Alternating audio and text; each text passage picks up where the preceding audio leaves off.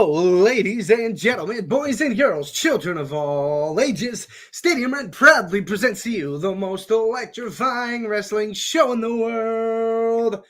And I'm your host, I'm the Big Show Shake and Bake. This is Ringside Rant.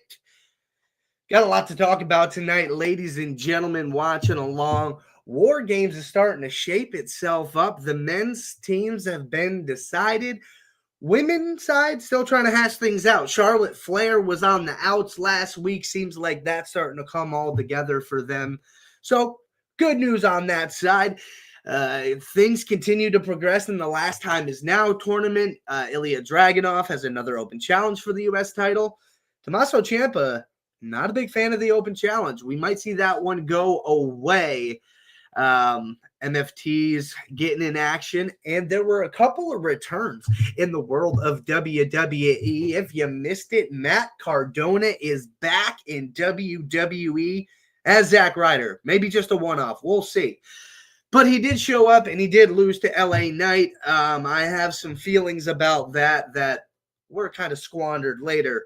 But we'll get into it. Jade Cargill continues to be dominant. And then, like I said, the men's War Game side gets started. And Monday Night Raw was an absolute banger. It felt like from start to finish.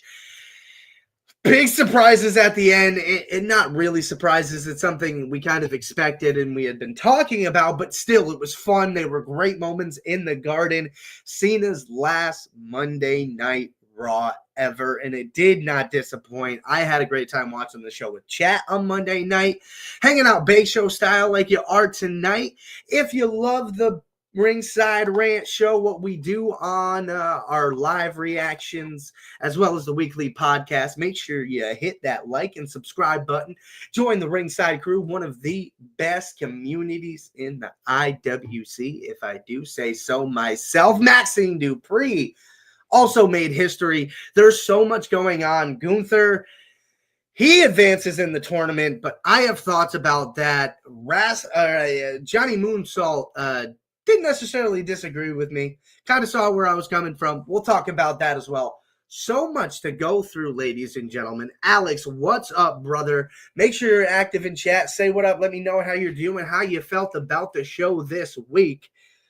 I'll start there, chat. How is everybody doing? It was a weird week, man. Like stressful, but it went by quick. So I guess it's that. I don't know. It's getting a little slow at work. So it's kind of like getting a little cagey, I guess, sometimes. But it's a good thing I get to come on here Thursday nights, talk about some wrestling. We also have TNA news we're going to get into as well.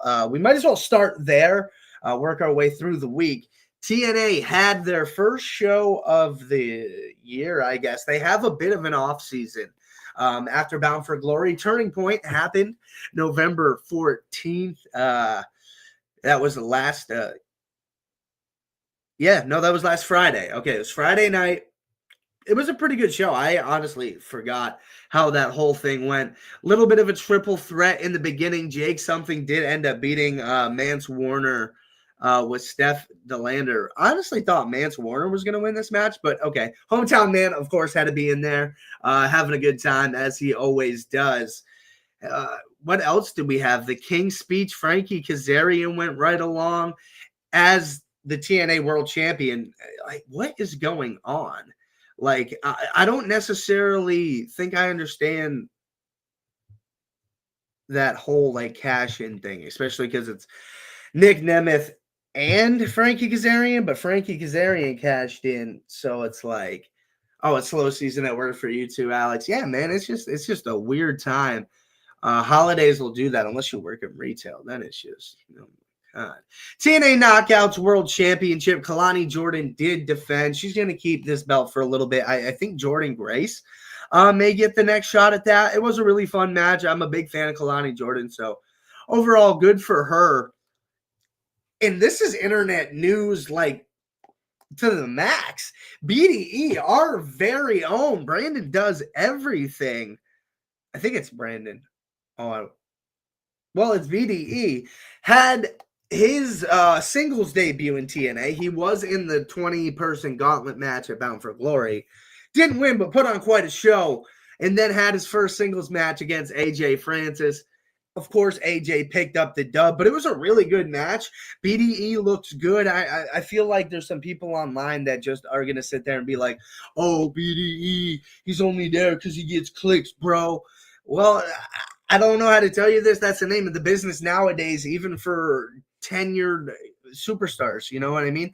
Like, you're on TV more if you're getting clicks, if you're getting those engagements, if you're drawing eyes to the brand. Like, it's not just about being good in the ring anymore, for better or worse. And to be fair, BDE is good in the ring. I'm not saying he's not. I thoroughly enjoyed that match. AJ and him worked really well together. I couldn't really imagine. Okay, maybe that's not fair. I just think I was going to say I couldn't imagine a better opponent, first opponent for him.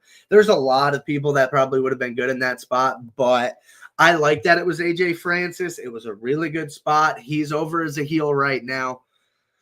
That was a good spot. Very good spot. And Indy Hartwell, a little singles action against Danny Luna. She picked up the dub in a no DQ match. Got a little brutal, but Indy's starting to build up some momentum there in TNA. I think she lost her last Knockouts Championship opportunity against Kalani, I think. So, yeah, but then you had that triple threat tag team match, the Angel Warriors. What's her name now? Oh, God. Anyway, Inspiration, Victoria Crawford, Tessa Blanchard. The victors of the match are going to be the Inspiration, continuing to carry that tag team division.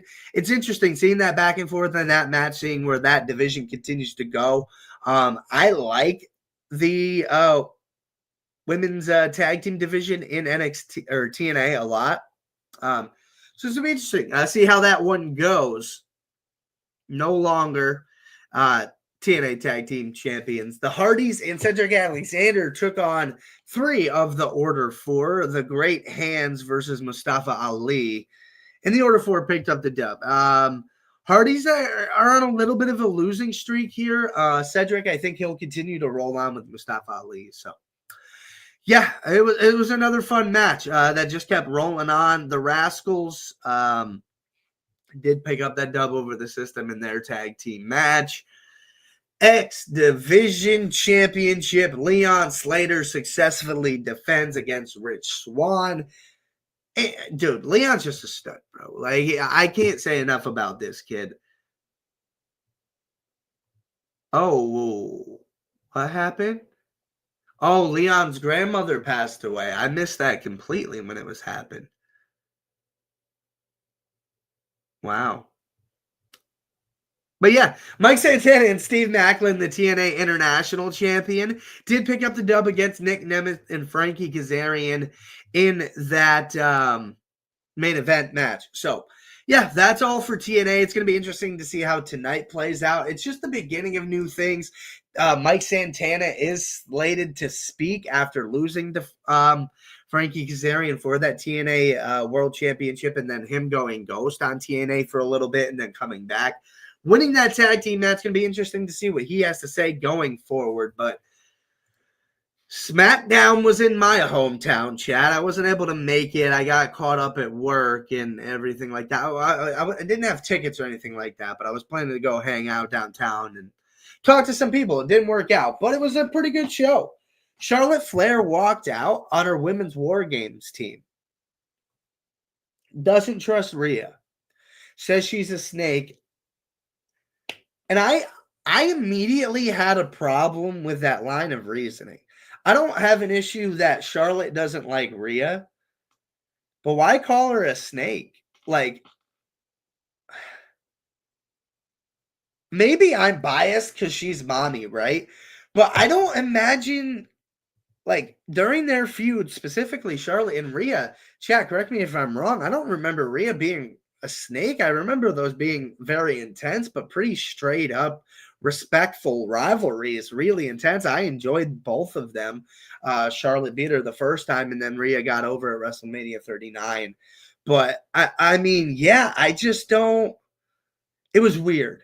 It was weird, the reasoning. I liked the fact that, you know, they threw something in there and just to spice it up while they, I think, maybe figured out who that last person was. But It ends up coming around on Monday. Don't worry. Charlotte goes completely AWOL.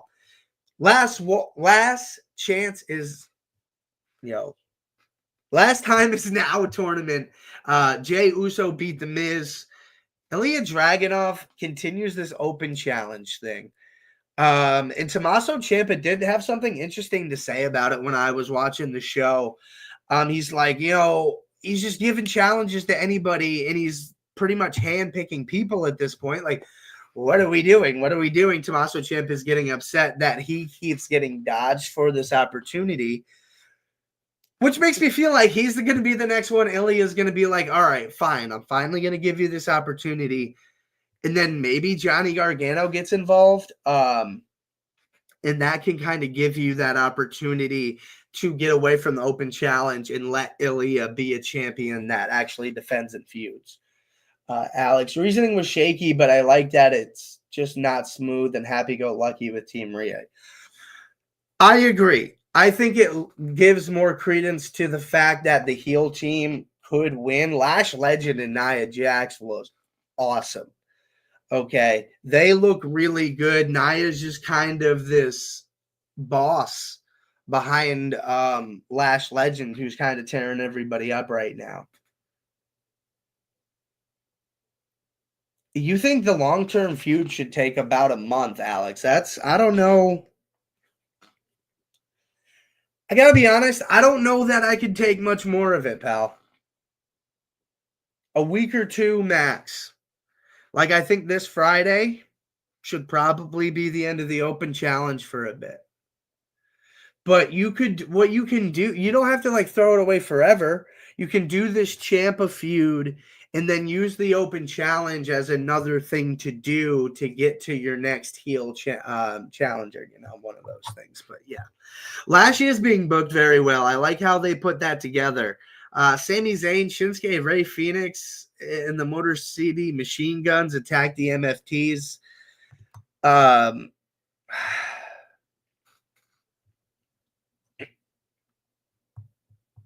love Sami Zayn. And I see the potential in Solo Sikoa. I just don't know that he's the leader of a faction. I just don't know that he's that guy. He's either the muscle in a faction or he's on his own. Right? Because with Kevin Owens being out, that street champ stuff, that gimmick for Solo Sikoa, or the tribal security for Roman. I can't even remember what the heck his name was in the Bloodline, but Bloodline Solo Sikoa, like that type of thing, that solo run. I hated saying that, Chad. I'm really sorry about that, but yeah, I mean, they're trying just because they clearly believe in Solo, right? They're not just going to be like, okay, well, sorry, buddy, that's all for you. But like, I don't know what you do. You're going to continue to roll with it, but we got 1, 2, 3, 5. It's a 5-on-5 and they're not in war games. It's just kind of confusing. It's very confusing, to be honest, but I don't know. I guess I'm just not going to dwell on it, I guess. I don't know. Zack Ryder debuted yet again, or returned, I should say, against LA Knight in the Last Time Is Now tournament. We went back and forth about this, honestly, how people felt about it. A lot of people thought because Joe Hendry was signed early in the day that it was going to be him. And that is the obvious thought. Occam's razor, the most obvious choice. More often than not is that choice, but this is WWE and they throw you off. Upstate New York, Chelsea was there. I'm not sure if Matt had any family that made the way up. I don't know how much notice he got on that or anything like that, but this is his home state, so he got that rub. And I was so confused about this, and this ties into Monday Night Raw with the Dolph Ziggler return as well. I was confused with those because I guess I did this to myself, and I said this watching Monday Night Raw. I 1,000,000% did this to myself, and it's really not WWE's fault. Woo, woo, woo. You know it. But yeah, it goes back to the John Cena pipe bomb promo, right? When in that feud with CM Punk, where he was like, "Hi, Claudio Castagnoli. Hi, Matt Cardona. Hi, Nick Nemeth." And he's like talking about how good they're doing now. You didn't get Claudio, no Cesaro back, but Sheamus did tip the cap there, and I'll talk about that in a little bit. But you did get that involvement, so that was clearly Cena's call, and I was like, okay. I thought it was really random that you used two surprises on guys. I don't want to say guys like that. That's so freaking mean. But when I was expecting Jericho, Hardy, Edge to get Ryder and Ziggler, very confusing. But I was upset with Dolph Ziggler. I'm not going to lie. I wanted Edge really bad, and that's unfair to Dolph Ziggler. And that's on me. That was my bias. I sat there with such a puss on my face. It was unbelievable. I feel a little bad about it, considering I've given flowers to Dolph Ziggler on countless occasions. I feel like I did kind of rip him out from underneath him there. But yeah, my biggest issue, and I still have about this whole thing, you had two surprises, and neither of them made it past the first round. That I did not like at all. If you're going to have these big surprise returns, why doesn't somebody at least win a match? They don't have to go far, win a match, make it to the quarterfinals. But no, both got eliminated in the first round. And I get it. This is a good spot for LA Knight. People think LA Knight could retire Cena. My vote is Gunther. But I don't like that. And I don't know that you can change my mind on it. Like, especially with how the quarterfinals is shaping up. And we talked about this on the live stream on Monday. But anyway, Jade Cargill setting the tone up and down this women's roster. BFAB had something to say about how she was treating the women's division. And Jade said, fine, I'll put your ass to bed. And that's exactly what she did. She's putting this entire division on notice. And Bernard was talking about, do you think she needs to beat a couple more former world champions to get to that point where you feel like she's ready? I said yes at the time, just because you had time. They didn't do it. But I sit here today saying Jade Cargill is ready. She looks good as the women's world champion. I am more invested in Jade Cargill than I have been in Tiffany Stratton in months. I liked the beginning of Tiffany's reign. I really did. I was here for Tiffy time, not a hater at all. But the time ended. And the tail end of Tiffy's reign was fine. It was fine. There was nothing wrong with it. It was fine. Like Alex said, I really like Jade in this character as well. She is a badass. She is going to punch people in the mouth and not give a damn. And I guess I'm going to open this question here now. And I guess we got a little bit of time to play a game here. With chat, feel free to get involved here. We're going to play a little game of Push, Book, Bury.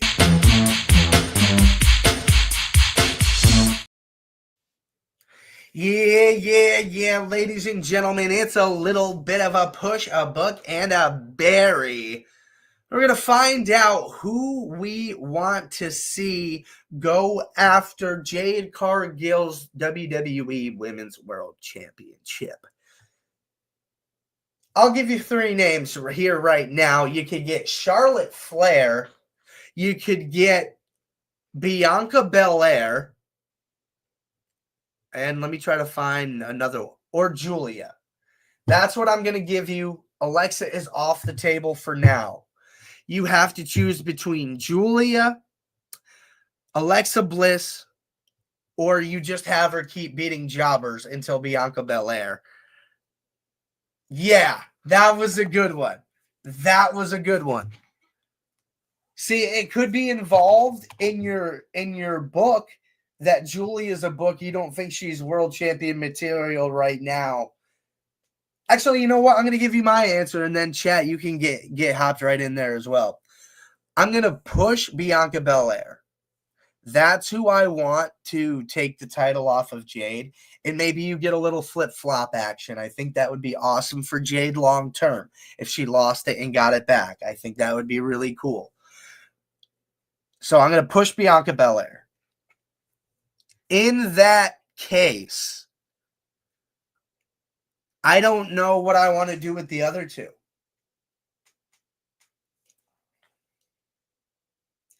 I think I have to bury Alexa for now, because I think it's going to be Charlotte before it's going to be Alexa.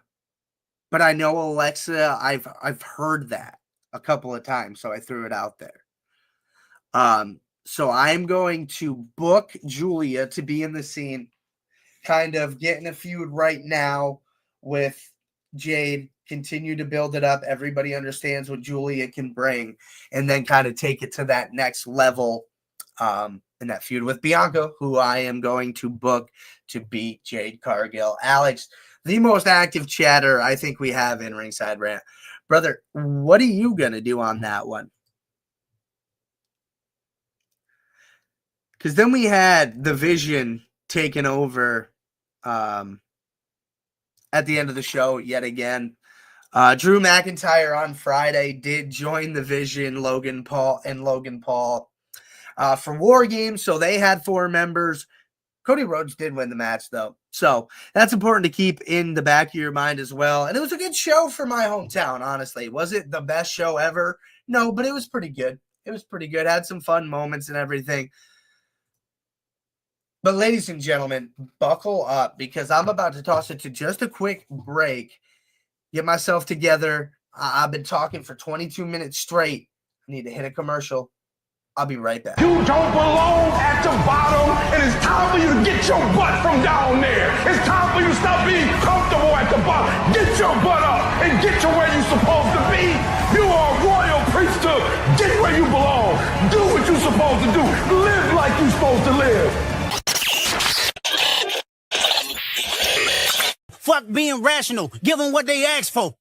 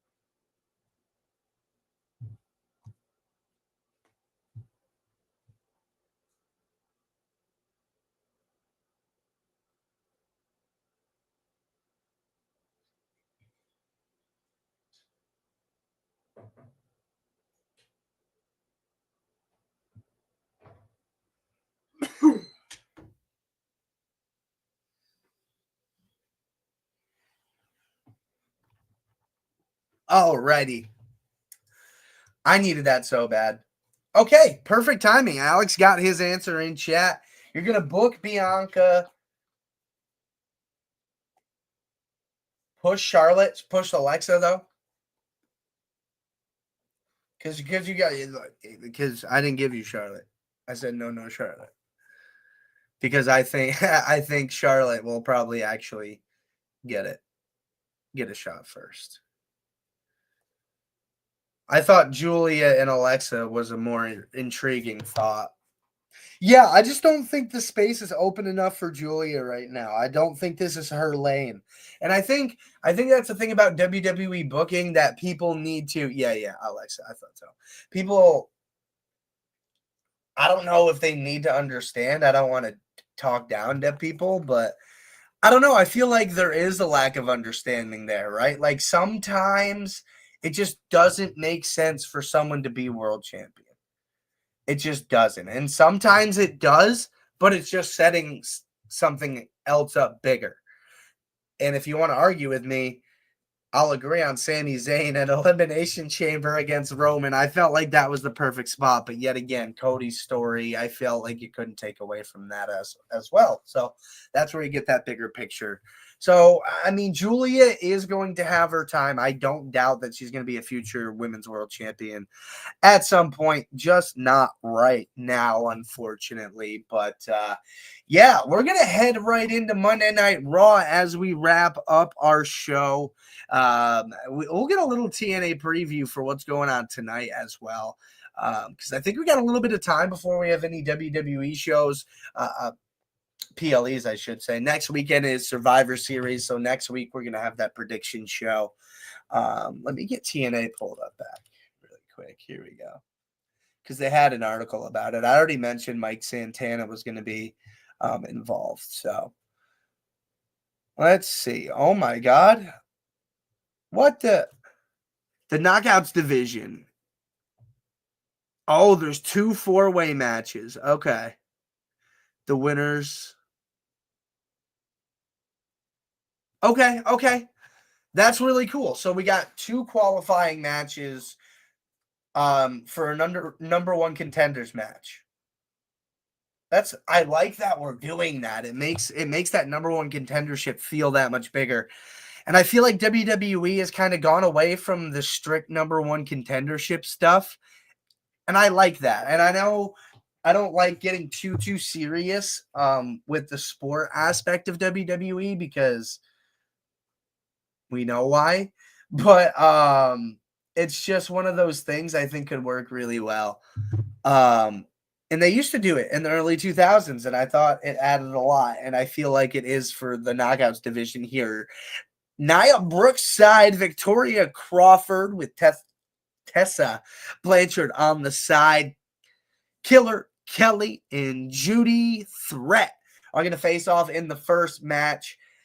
In this one, if I had to pick somebody, I feel like I want to lean towards Victoria Crawford with having Tessa Blanchard on the outside, fatal 4-way match, no disqualification. That's just kind of how I feel about that one. This second one, though, that's kind of where I'm leaning a specific way. Indy Hartwell, Danny Luna, Rosemary, and Mila Grace. I'm picking Indy Hartwell in this one. I'm picking Indy Hartwell. She just beat Danny Luna last week. Last week at Turning Point.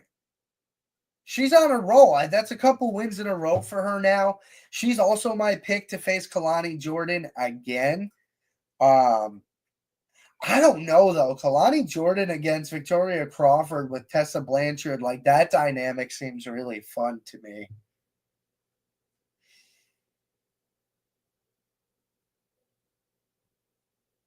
Yeah.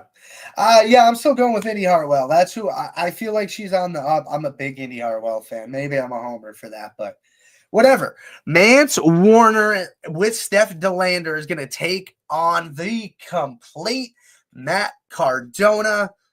Wasn't he just a broski on Friday? 6 days later, he's not. It's a weird world we live in, Chad. I'll tell you what. But yeah, predictions on this one. Just picked up a loss. I'm going with Matt Cardona. The Southern Psychopath is it's been going a little bit here.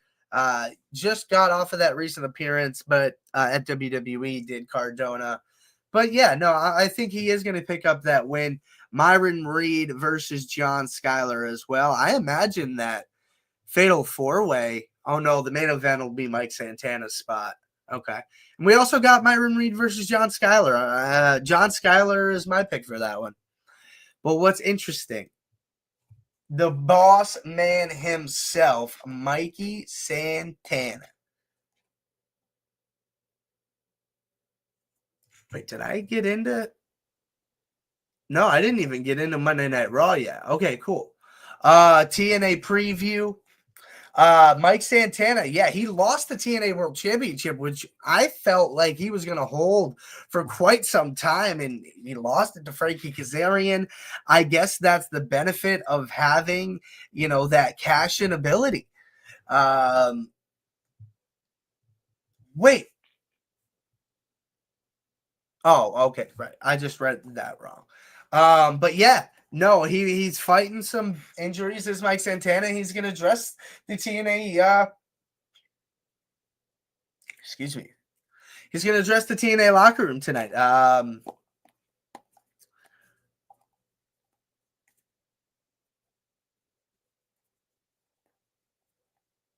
Wow. Oh, so yeah, there was that attack. Okay, I missed that part. The attack by NXT. It continues to roll on. So that's something fun. I'm definitely gonna watch that show back tonight. Head right along. Monday Night Raw, Madison Square Garden kicked off the show hot. John Cena's last ever appearance on Monday Night Raw in the Garden. It was an emotional night. My first ever time seeing John Cena was on Monday Night Raw, and that was my first time watching WWE. He was drafted to Raw. It was Jericho's talk show where they announced that draft pick. He was the first overall pick for Monday Night Raw, the WWE champion, John Cena. It was really emotional. Dominic Mysterio is now officially going to have a match against John Cena at War Games for the Intercontinental Championship. And this led to the Judgment Day getting involved. And then there was a 6-man tag match with some of the greatest wrestlers of all time involved. John Cena, Sheamus, and Rey Mysterio defeated the Judgment Day. You got a 15-knuckle shuffle. You got 30 beats of the Bowerin. Everything you could have possibly wanted out of that match.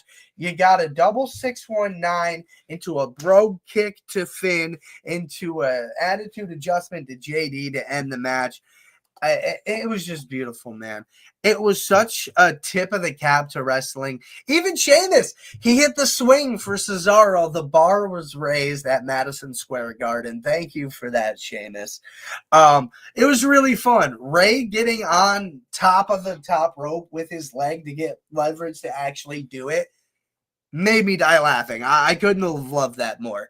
Nikki Bella did continue this feud with Stephanie Vicaire, and I mean, a lot of people are kind of mild on this feud,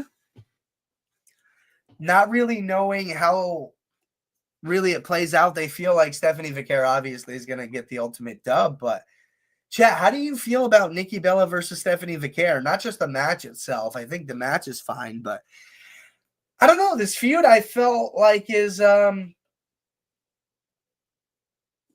it's been a little lackluster. The turn was really good, but I don't know, that attack, I felt like I could have used a little bit more.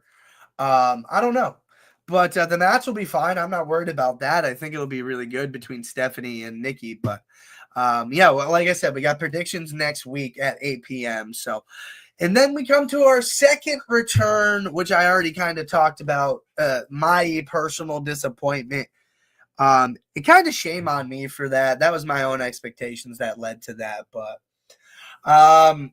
Dolph Ziggler returned to WWE, also known as Nick Nemeth in TNA.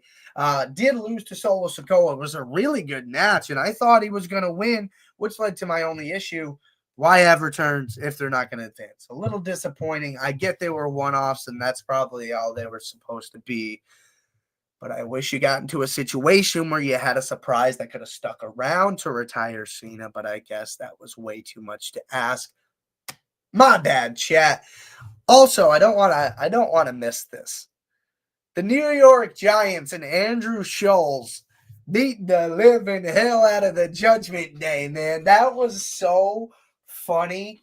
And the internet went absolutely bananas about Cam Scattaboo being involved physically in Monday Night Raw. I get it, but I mean, he was standing there. They didn't really do anything but like glorified hug and shove each other. Like, he didn't do much. Could something have happened? Yeah, sure. What if he accidentally fell? Something crazy. I get it, but I'm in the boat of He had fun. Nothing bad happened. Maybe let's not do that while we're injured. I get that. But it was really fun watching the rest of the Giants get involved. Giants fans are pissed that they were involved. A lot of fans are pissed about it. Just how much they've been getting beat. But I don't know. It's a tough season for the Giants, but it's really fun to see these type of things happen. Tyrese Halliburton's another example getting involved in the ring, being a professional athlete. Jalen Brunson has done that as well. I mean, we've seen celebrities, but getting these athletes involved and being fans and being ringside and stuff like that, it's really cool and it's really good for pro wrestling. I really enjoyed it as a wrestling fan, and as my family's all Giants fans, so I watch the Giants and I pay attention to them, but your boy's a Dolphins fan, so I'm just as miserable as they are right now. War Games for the women, not officially shaped up, but as I touched on earlier in the show, Charlotte Flair went completely AWOL on her War Games team on Friday in Albany. But she did show up for Alexa when the heel team, Nia Jax, Asuka, Kairi Sane, Lash Legend, were all beating the hell out of Alexa. Charlotte didn't stand for that. She stood up for her friend. And it seems like they're going to at least work through this, which is good. I'm interested to see if we get like a random Charlotte and Rhea feud out of this. Because it feels like the heels are going to win, and it's going to be because of Charlotte. It feels like that's what's going to happen. That's just going to go down the wrong way. I'd like to see a singles feud between Charlotte and Rhea, to be honest. You'd probably get Alexa and Charlotte first. But yeah, they're still looking for another team member. Rhea pulled aside AJ Lee after she cost. I guess we can talk about that in a minute. But she pulled aside AJ Lee. Seems like she could be the fifth member. Kairi and Asuka did approach Bayley. Bayley sternly declined, but then was also mean to Lyra, who reinforced her for declining. So I don't think that's over. It's going to be interesting. I still think it's going to be Becky and AJ. That was what I kind of got through on Monday. Yeah, Alex, that would be sick, wouldn't it? Rhea and Becky or Charlotte. We've been wanting Rhea and Becky forever also. But this was such an amazing moment on Monday Night Raw. The ascension of Maxine Dupree. Hats off, round of applause, standing ovation. She has put in so much work over the past few months. It is unbelievable. Does she still need to do some work on the mic? Absolutely. I think promo work, unless you just naturally have that like gift of gab, which not everybody does, it takes some time to develop that. And some people kind of never really do. So we'll see. But physically in the ring, she is a completely different competitor. There's an intensity to her. Her moveset is much deeper. Her wrestling itself has gotten crisper. She's in much better shape than I feel like she's ever been in. I looked at her on Monday. I was like, oh my God, Maxine is shredded to the T right now. And she absolutely deserved this Women's Intercontinental Championship. Did AJ Lee get involved and help?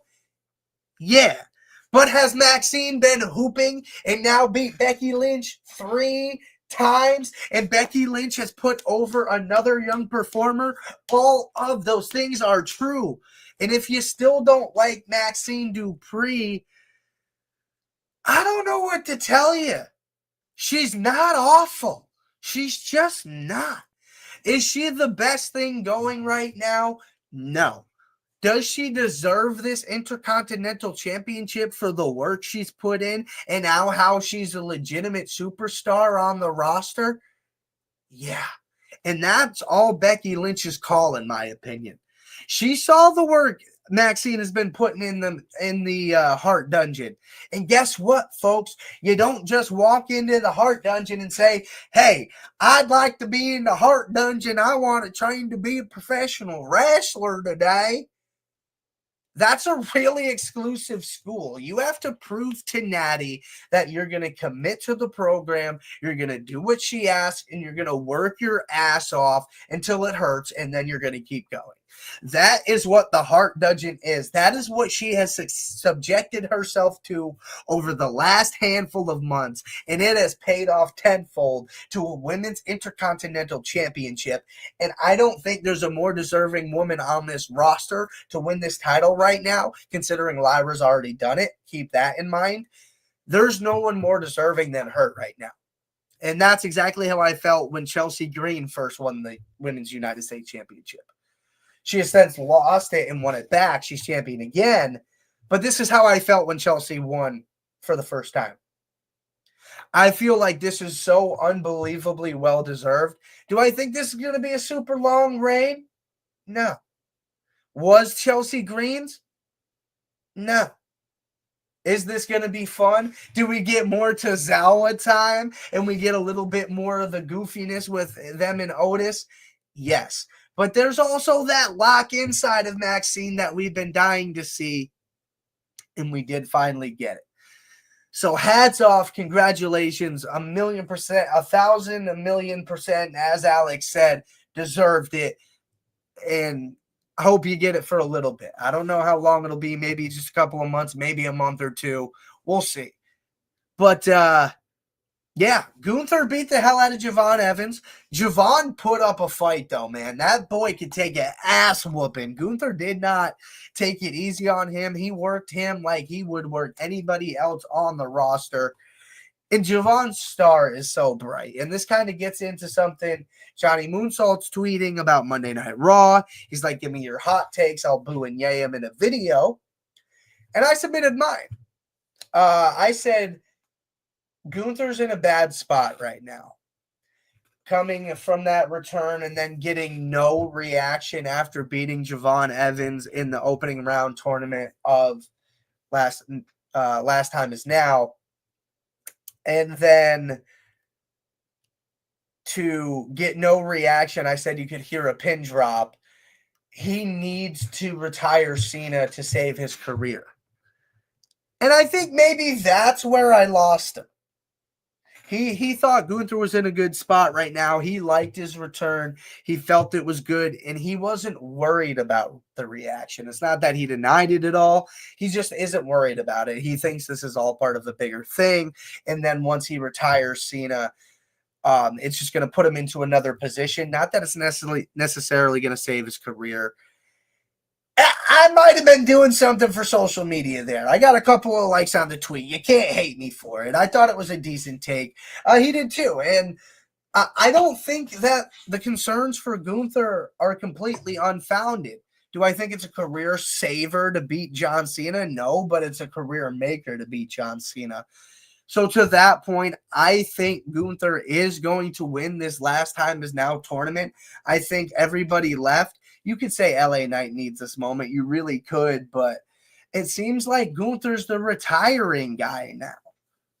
You know what I mean? It seems like they always pick somebody they trust to retire people. He just retired Goldberg. Seems like he's going to retire John Cena, and that's my official pick. Yeah, that's something else Johnny brought up, is they brought the old theme back, and they're changing the presentation. It's just there was not the reaction I felt like there should have been was my issue. And maybe it was hyper reactionary, but I don't know. It's in the back of my mind that like Gunther needs this more than anybody else. I think LA Knight losing in this tournament, he's the same before that he is after. Where Gunther, I just feel like he's in no man's land again. Not that LA Knight's not, but I genuinely think LA Knight might win Money in the Bank this year or next year. I do. I really do. I think they're putting him in all these spots, and I think they're just going to get him close and close and close. And then he's finally going to get that briefcase, and they're going to sell a bajillion of those LA Knight custom briefcases, and he's going to have an awesome cash in that's well deserved. That's going to be highly emotional. That's what I feel for LA Knight. But I think the finals might be Gunther versus LA Knight. If the bracket works out that way, I'd have to look at it again.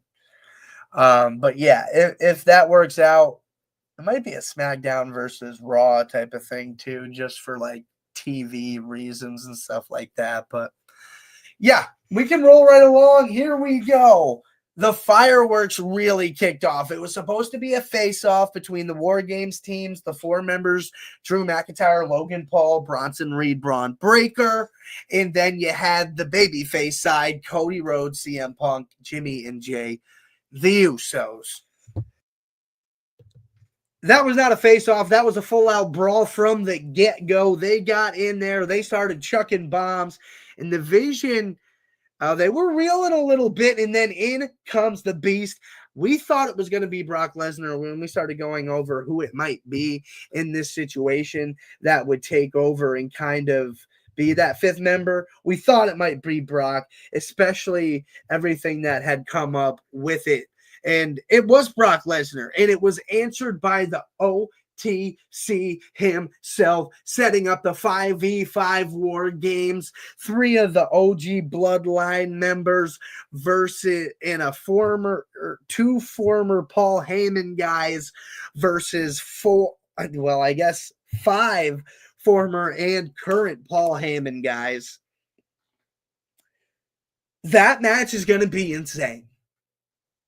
Brock Lesnar inside War Games, there should be a warning label before the pay-per-view. You saw all the suplexes that happened on Monday. Multiply it by 6 at least on Saturday, next Saturday. Okay, and then you get Roman in there as well, who does very well in War Games, and you saw the issues between Punk and Roman last year in War Games. They were able to get over it. This year, I don't know if they're going to be able to get over it. I think we're going to have some friction between the Zebros, Roman Reigns and CM Punk. We may have some issues there. Then you have the issues with Jimmy and Jay.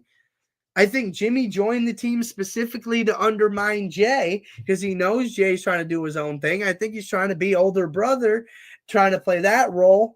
Older brother, right? They're twins. But Punk and Drew again inside of a cage. There's just everything good about this match. You got high flyers, Bronson Reed's in a cage. All I got to say is, buddy, please don't jump off the top this time. Let somebody else do it. Let Logan do it. Please, for the love of God, don't. I need to see you in the ring for a long time. Don't. That took him out for a long time. Set a really good comeback for him, but still. Really, really awesome, exciting week. I couldn't imagine a better setup for War Games. I haven't been this excited for a top-to-bottom War Games card in a really long time. The fact that we're going to get Stephanie Vaquer versus Nikki Bella. We're going to get the men's and women's War Games matches. I wouldn't be surprised if some other things are thrown in as well.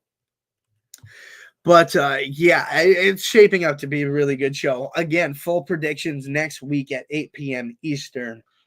Do you feel LA should be in the match over Cody? I've seen that a good amount. Here's why I'm okay with it. Because I think LA Knight's going to be in the Last Time Is Now tournament for a while. And I think they're going to have him focus on that. So I just don't. And I think the story's better if you have Cody Rhodes, Drew McIntyre, Cody Rhodes, Brock Lesnar, Cody Rhodes, Logan Paul. You know what I mean? I think that sets up better where LA Knight doesn't have that beef with all of them.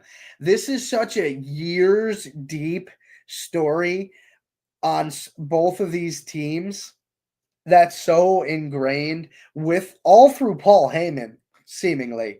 So that's why I feel like LA Knight would very much be the odd man out in this match. I mean, you can say that about Logan Paul. He's the odd man out as well. So I don't know. Maybe you have odd man versus odd man. I get that. Oh, I'm sorry, baby. Odd man versus odd man. I get that. But yeah, I don't know. Chad, does anybody else feel like maybe it should have been LA Knight? I know Alex said he saw it online, but yeah, I don't know. I really like the War Games teams we have. I think this is probably going to give us one of the better possible matches you could realistically get. So, yeah, I mean, I think just like logistically, it didn't make sense. But hey, chat, I appreciate the love tonight. Y'all were great. Rocking it solo tonight, holding it down on the Ringside Rant channel, Stadium Rant channels. Make sure to check out stadiumrant.com for articles on your favorite teams, players, and leagues. Drop me a follow at The Shake and Bake on all social medias and twitch.tv/the_shake_and-bake. And yeah, real quick, Randy Orton. No, I haven't heard anything on Randy, man. We'll keep tabs on that. And at Stadium Rant HQ, drop them a follow as well. And until next time, if you're not down with it, we got 2 words for you.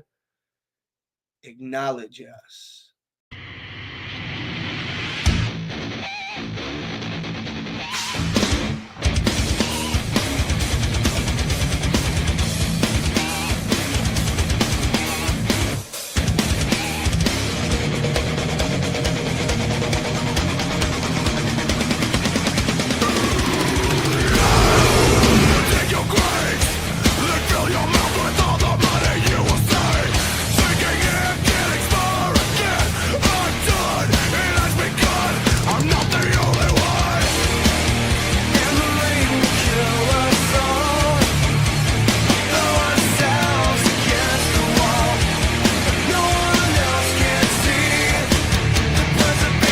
The mother in me.